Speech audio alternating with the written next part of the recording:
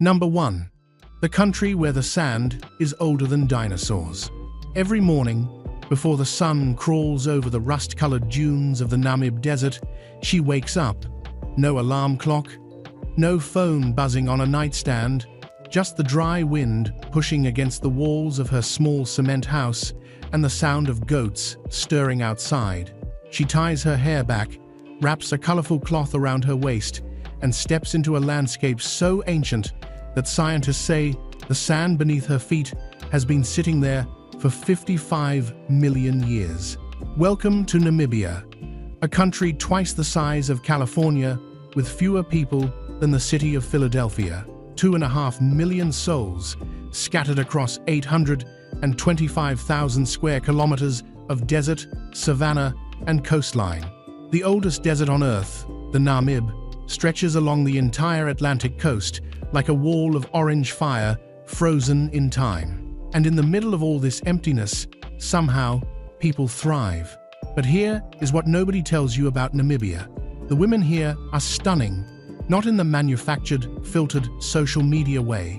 In the real way, tall, dark-skinned, with cheekbones that catch the desert light like polished bronze. Himba women in the north cover their skin in a paste of ochre and butterfat that makes them glow red-orange under the sun. Herero women in Windhoek wear enormous Victorian-era dresses with horn-shaped hats that tower above their heads. And in the cities, young Namibian women blend traditional beauty with modern confidence in ways that stop you in your tracks. This is the story of how they live, what they eat, what they earn, what they dream about, and how they survive in one of the most beautiful and brutal landscapes on the planet. And the cost of living here might just make you rethink everything you thought you knew about Africa. If you are watching this and you have ever dreamed of a simpler life in a place where the air is clean, the land is endless, and your money stretches further than you ever imagined, hit subscribe right now. I cover real life in countries most people overlook, and trust me, you do not want to miss what comes next. Drop your country and local time in the comments below, so I know where you are watching from. Number 2, the Himba women, who have not changed in 400 years. Drive north from Windhoek for about 700 kilometers, past the veterinary fence that cuts the country in half, past the small towns with their petrol stations and bottle stores. Keep going until the tar road ends and the gravel begins. Keep going until even the gravel disappears and you are driving on compacted sand between mopane trees. Eventually, you reach Kaukaland, one of the most remote inhabited regions in all of southern Africa. This is where the Himba live. Somewhere between 20,000 and 50,000 of them, depending on who is counting and when. They are semi-nomadic pastoralists, meaning their entire economy revolves around cattle and goats. A Himba man's wealth is measured not in dollars or rand, but in the size of his herd. A woman's status comes from her lineage, her children, and her skill in managing the homestead, while the men are away with the livestock. But it is the women you notice first, and you notice them because they look like nothing else on earth. From puberty onward, Himba women coat their entire body and hair in a mixture called ochiais, a paste made from butterfat, ochre pigment, and sometimes aromatic herbs. The result is a deep red-orange glow that covers their skin, their hair, their jewelry. They never wash with water. Instead, they cleanse using smoke baths, holding themselves over smoldering herbs in a small hut, letting the aromatic smoke purify their skin. Their hair is equally remarkable. Young girls wear 2 braids that fall forward over their faces. When a girl reaches puberty, her hair is styled into dozens of thin braids coated in ochizi, falling down her back like heavy curtains of rust. Married women add a leather crown called an irembe on top of their head, covered in the same ochre paste.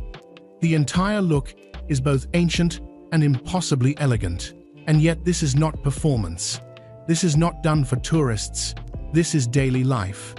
A Himba woman wakes up, tends her fire, milks her goats, pounds maize, carries water from the nearest source, which might be 5 kilometers away, all while looking like a living sculpture carved from the desert itself. The cost of this lifestyle is almost nothing in monetary terms. Himba families do not pay rent. They build their own homes from a mixture of mud, dung, and sticks. They grow very little, relying instead on their livestock for milk and meat, and trading with neighboring communities for maize meal and other staples. Cash enters the economy through occasional livestock sales and, increasingly, through tourism.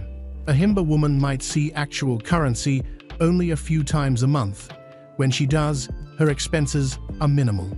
A bag of maize meal costs around 15 Namibian dollars, roughly 80 cents American. Sugar, tea, tobacco, perhaps some beads or wire for jewelry. That is the economy of the Himba. Beautiful women surviving on almost nothing in a landscape that would break most people within a week. Number 3. The Herero women and the strangest fashion story in Africa. Now drive east from Kaukoland toward the towns of Opuo and Otjiwarongo. Here you will meet the Herero, a Bantu-speaking people closely related to the Himba, but living a completely different life. And the first thing you will notice about Herero women is their clothing. In the late 1800s, German missionaries arrived in what was then called Southwest Africa.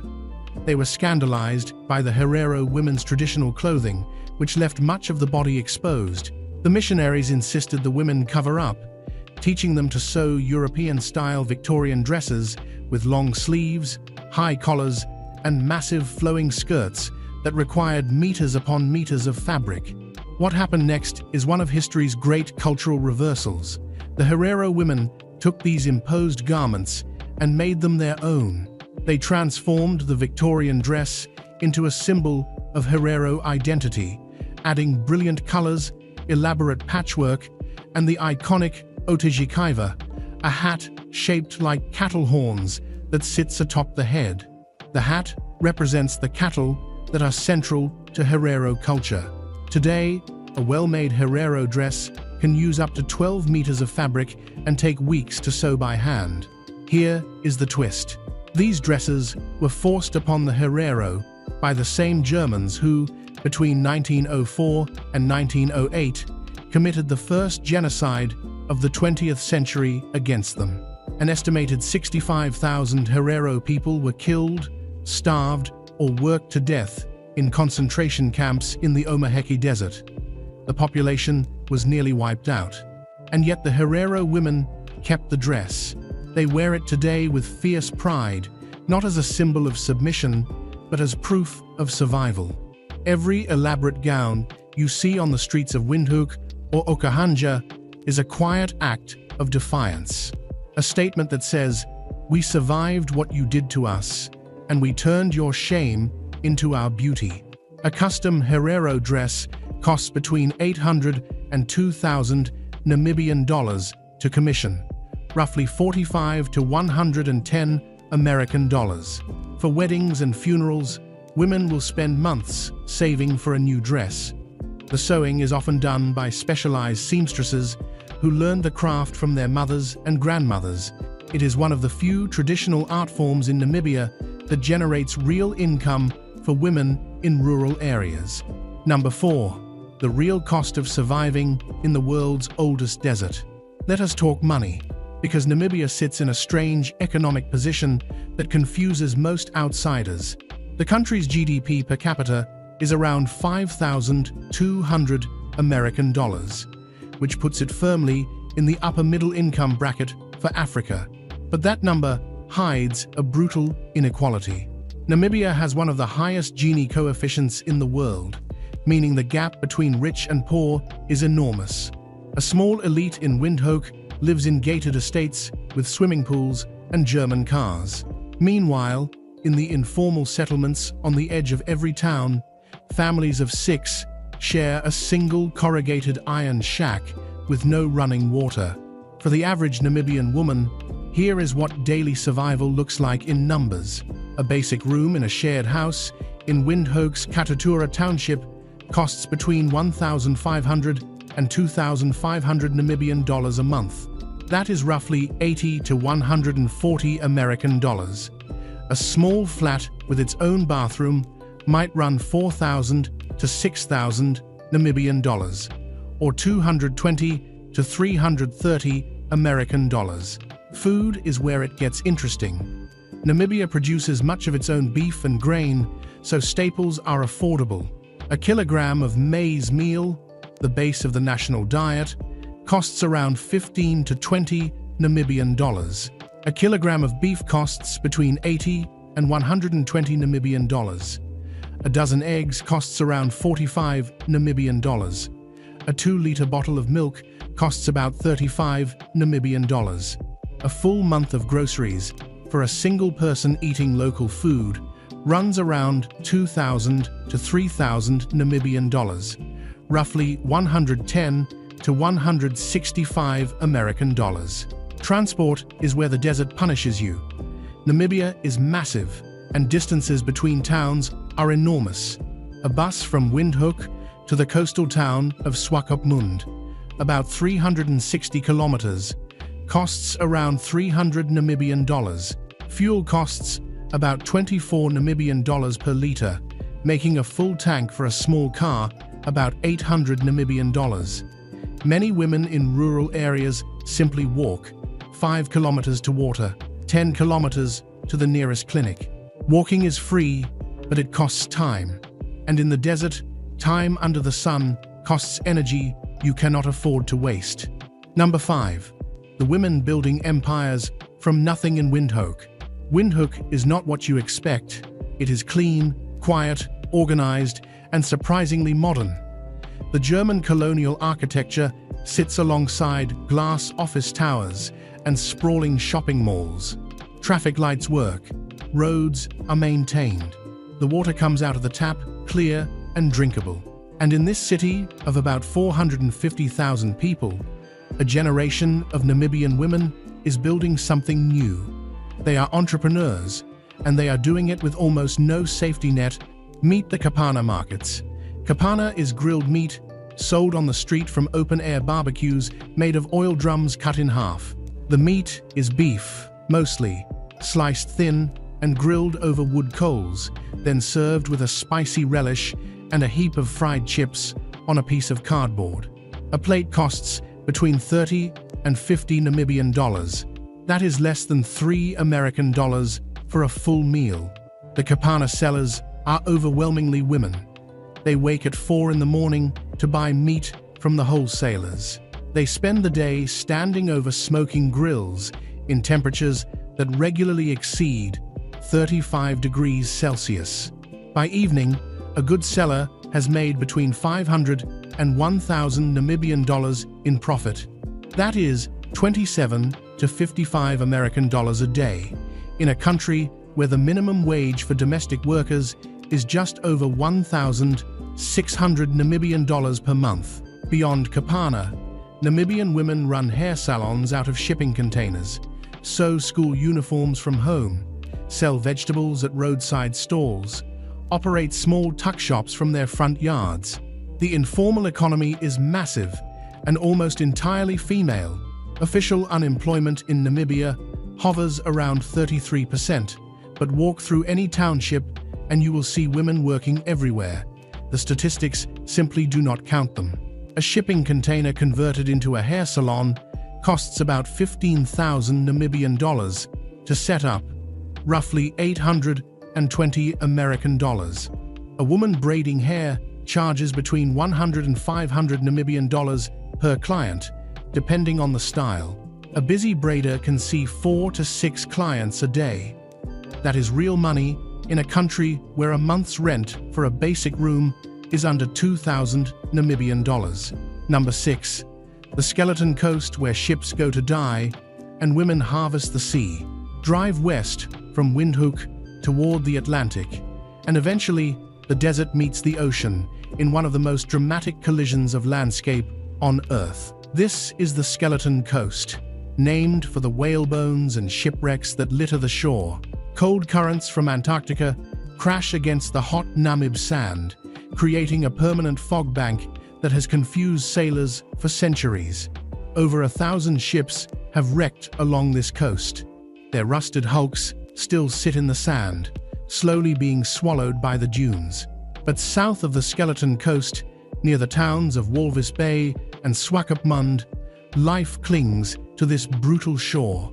And here, women have found ways to extract a living from the cold Atlantic waters.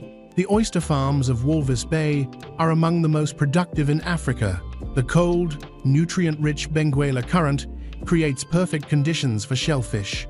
Women work on the farms, sorting, cleaning, and packaging oysters that sell to restaurants in Cape Town, Johannesburg, and even Europe.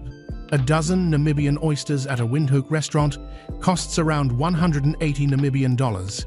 The women sorting them earn between $4,000 and $6,000 Namibian dollars a month.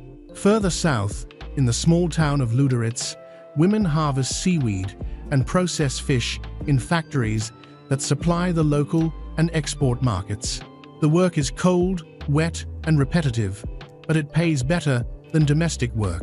A fish factory worker earns between $5,000 and $7,000 Namibian dollars a month, roughly $275 to $385 American dollars. Swakopmund itself is a surreal place. German colonial buildings sit on streets of sand. Bakeries sell Apfelstrudel and Schwarzwälder Kirschtorte. The town feels like Bavaria was picked up and dropped on the edge of the Sahara.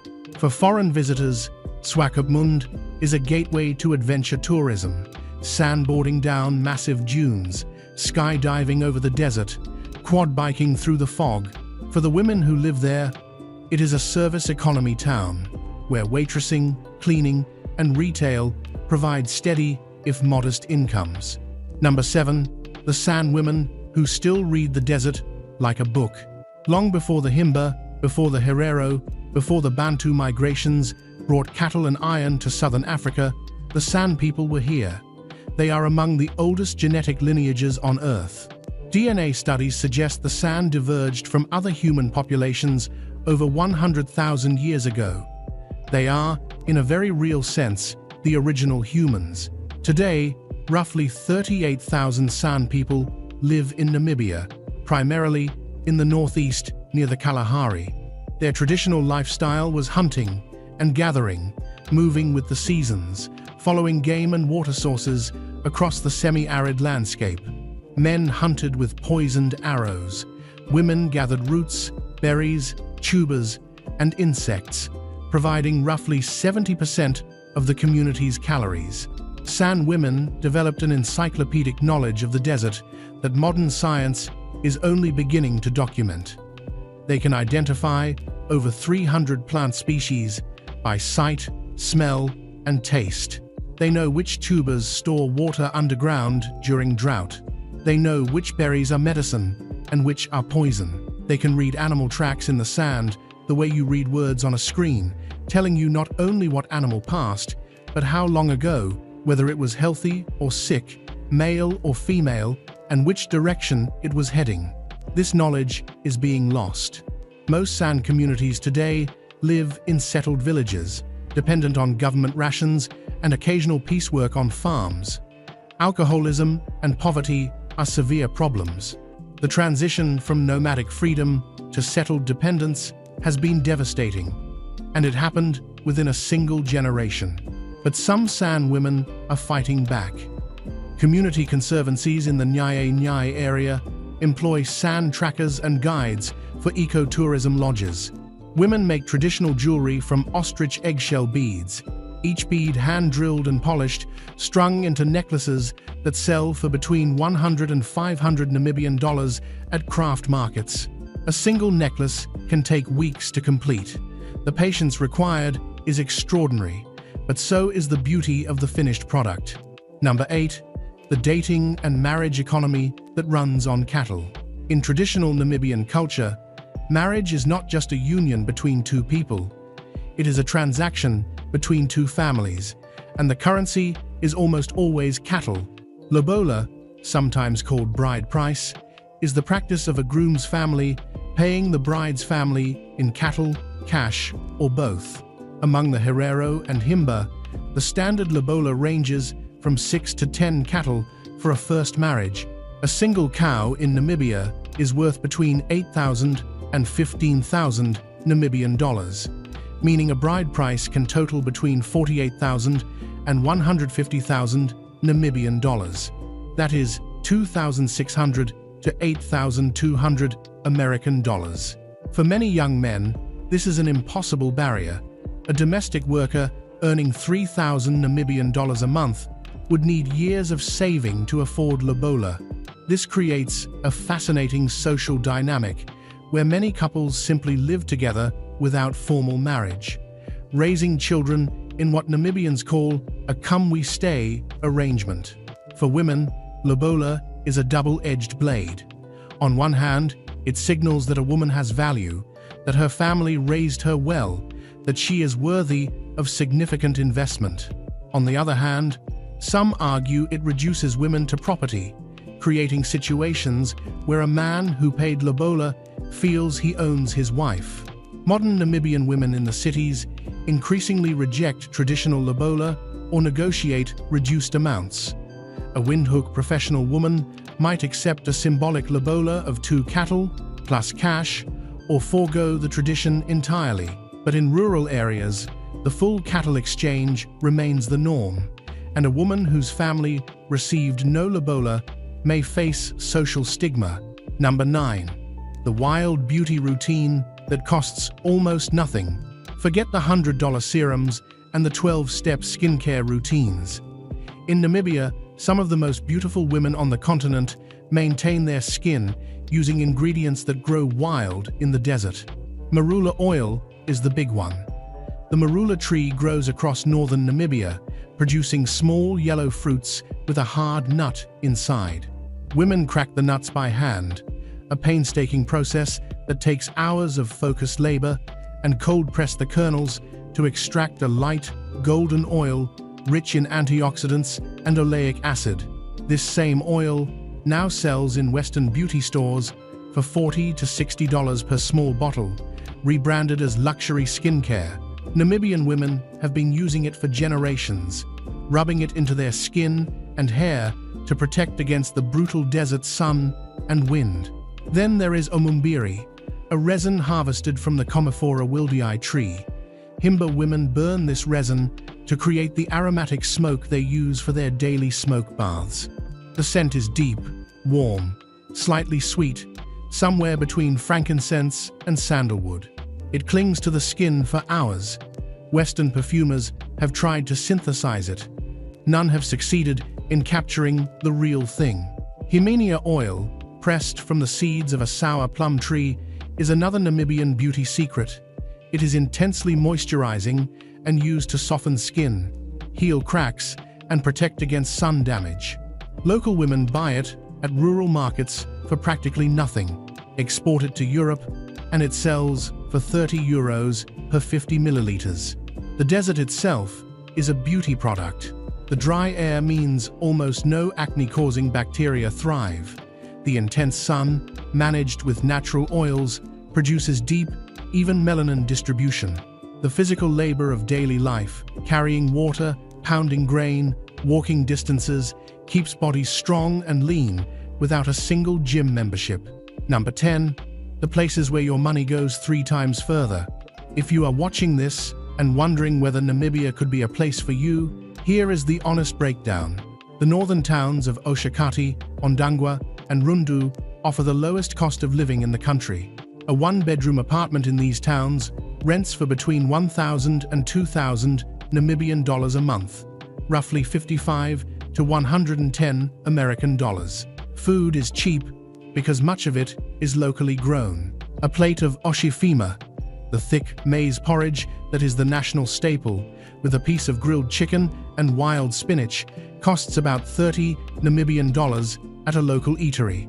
That is $1.65 for a full meal. Windhoek is more expensive, but still remarkably affordable by Western standards. A decent 1-bedroom apartment in a safe neighborhood like Olympia or Eros costs between 6,000 and 10,000 Namibian dollars per month. That is $330 to to $550 American. A cappuccino at a good cafe costs 45 Namibian dollars. A beer at a bar costs 30 to 40 Namibian dollars. A dinner for two at a mid-range restaurant costs between 500 and 800 Namibian dollars, roughly 27 to 44 American dollars. Internet is where Namibia surprises. Mobile data packages from MTC, the main provider, offer 30 gigabytes for around 400 Namibian dollars a month. Fiber internet in Windhoek runs between 700 and 1,200 Namibian dollars monthly. Speeds are decent, enough for video calls and streaming, though not comparable to South Korea or Romania. Healthcare is a mixed bag. Public hospitals are free, but overcrowded and underfunded. Private healthcare exists and is good quality, with a basic medical aid plan costing between 2,000 and 4,000 Namibian dollars monthly. A private doctor consultation costs between 500 and 800 Namibian dollars.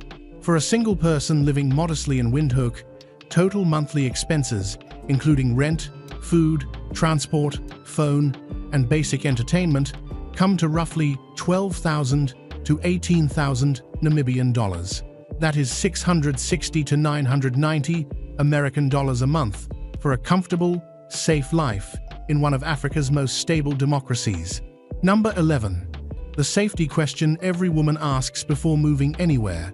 Namibia is not perfect, and honesty matters more than tourism brochures.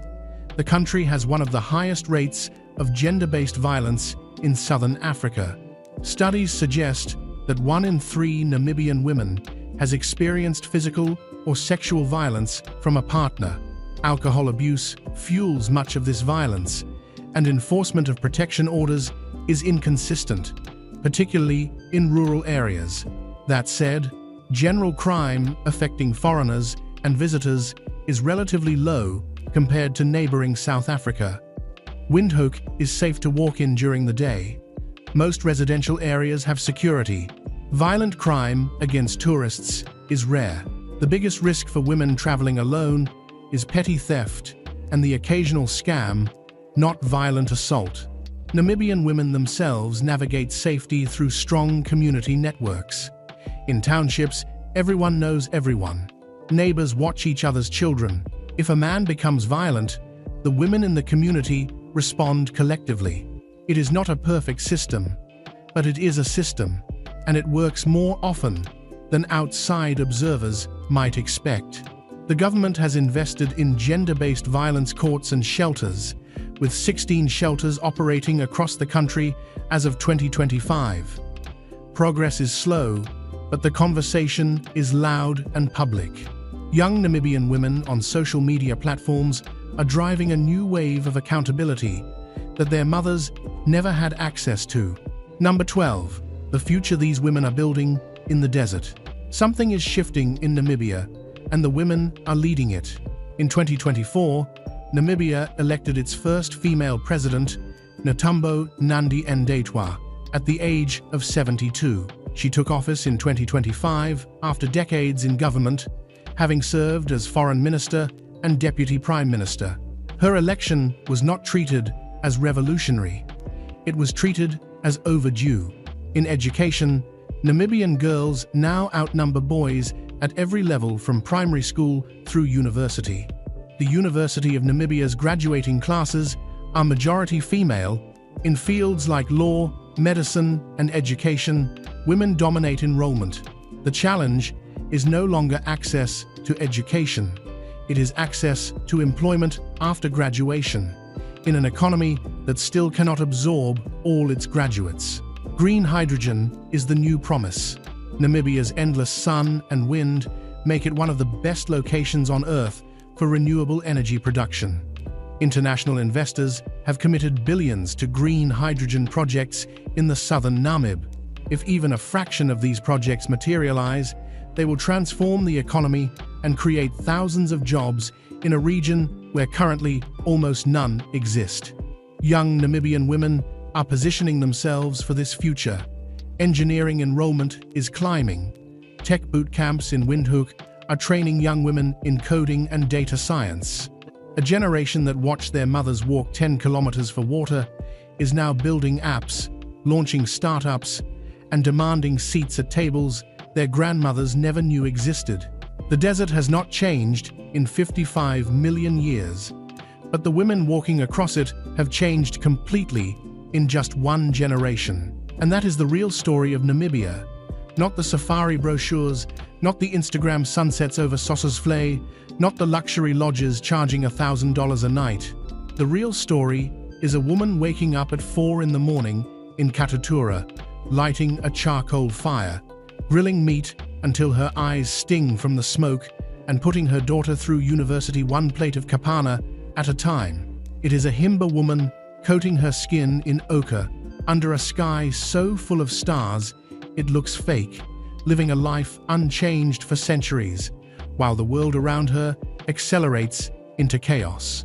It is a young programmer in a Windhoek co-working space, earbuds in, building software for a European client, earning in euros and spending in Namibian dollars, stretching her income across a life that costs a fraction of what it would in Berlin or London. Namibia is not easy. The desert is not romantic when you are thirsty. Poverty is not picturesque when it is yours. But there is something here that the modern world has mostly lost. Space, silence, time, a sense that the land was here before you and will be here long after, and that your job is simply to live well within it. If this video showed you a Namibia you did not expect, hit like and share it with someone who needs to see this. Subscribe if you want more real stories from countries the world overlooks. And tell me in the comments what surprised you most about life in Namibia. I read every single one. I will see you in the next video.